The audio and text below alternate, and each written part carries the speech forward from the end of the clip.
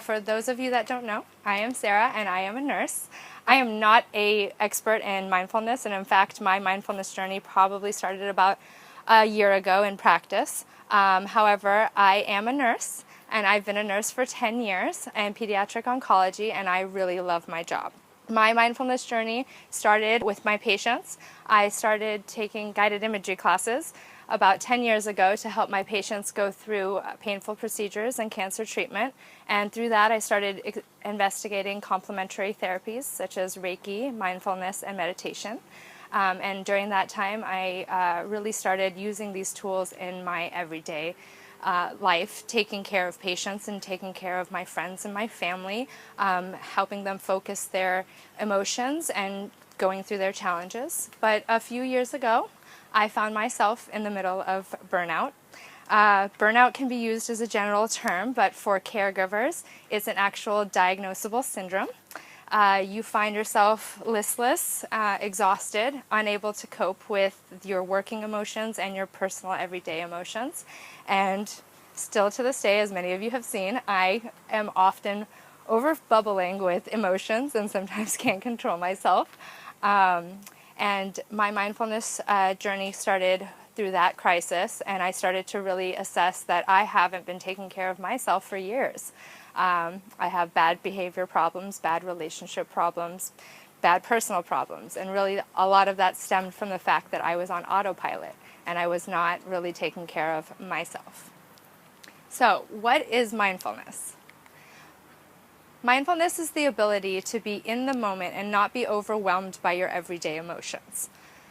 Mindfulness and meditation will be used interchangeably, and often they can be, but in reality, mindfulness is a practice of being aware in the moment, whereas meditation is a tool we use to be mindful.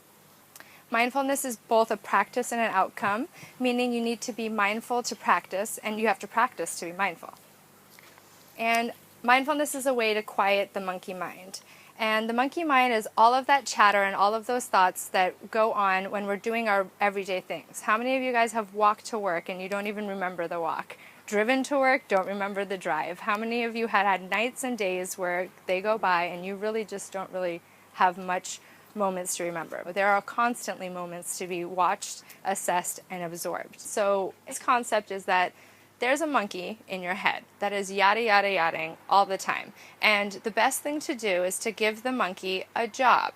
And what's the best job that you can give it? Focusing on the breath. Because when the monkey mind is distracted, then all of a sudden everything becomes simple and you can focus. So you're walking to work, and instead of going over the to-do list in your head, you tell yourself, I'm going to walk to work and I'm going to enjoy my walk to work. And you focus on your breath through your walk. And you'll be amazed at how much you notice about your walk and about yourself during that short time that you never really noticed before. So let's talk about the activities of the monkey mind. The monkey mind has 12 to 60,000 thoughts a day. That's a lot of thinking that goes on. In fact, people spend about 47% of their awake time in active thought. So if you think about the way that your thoughts are running, that's about how much time you're in negativity or positive or absent in focus. Your mind will focus on the past and the future more than the present moment. The past, the baggage of your past, and the infinite future will always outweigh the present moment naturally. You have to actively focus your mind to be in the present here and now. Your thoughts will run on a nonstop cascade. What does that mean? It means when does one thought lead to another thought, leads to another thought. Rarely do you have just one singular thought.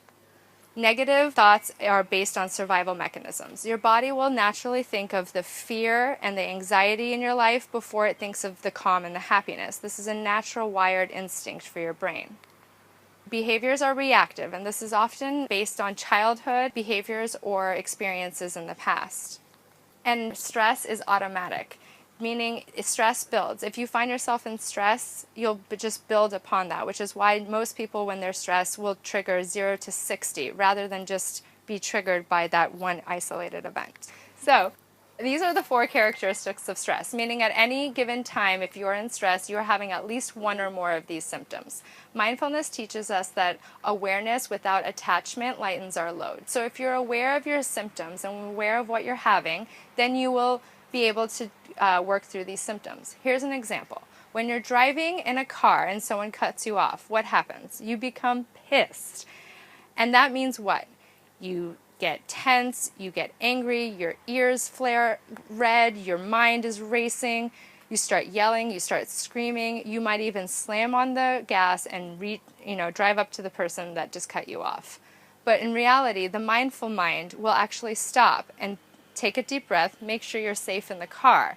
Then you're going to actually assess the symptoms and sensations that you're having.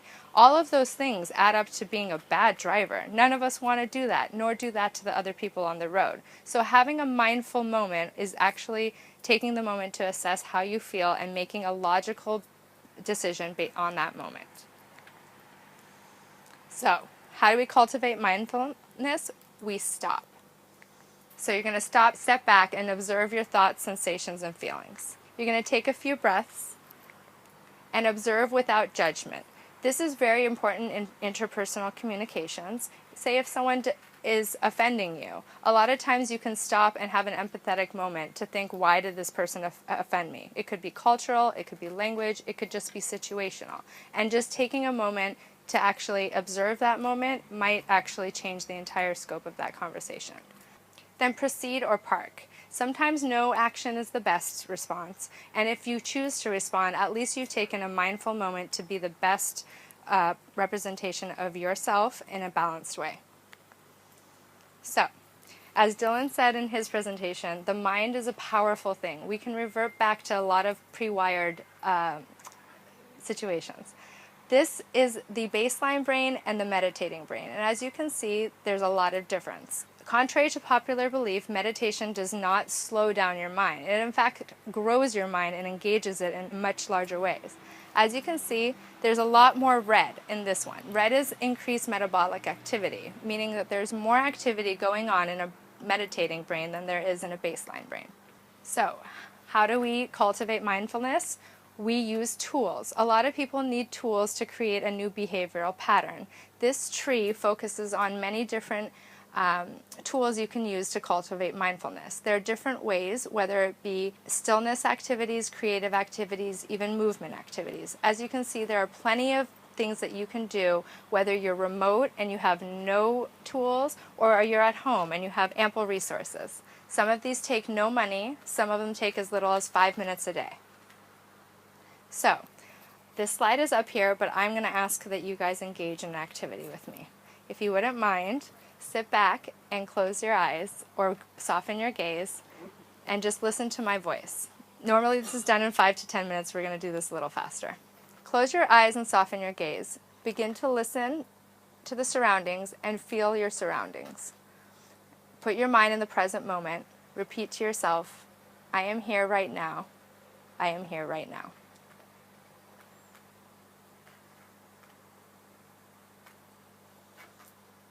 Now scan your body from top to bottom, acknowledging areas of tightness, pain, softening and relaxing each area of your body, starting from your head and working your way down to your toes.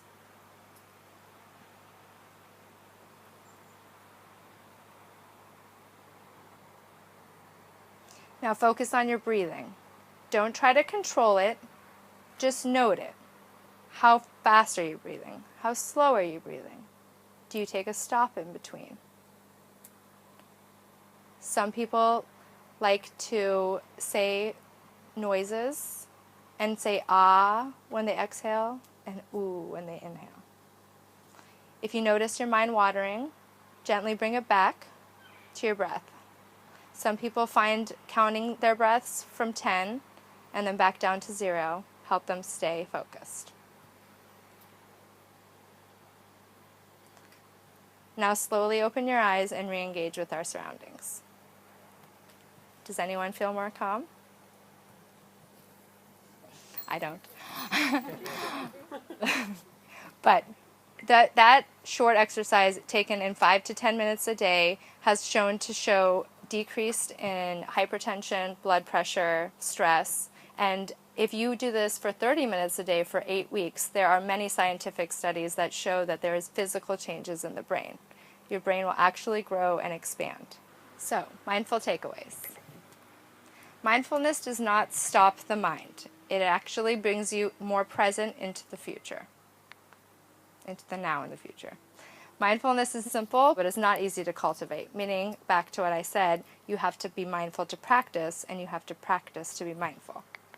And increasing our awareness and our training if we practice regularly.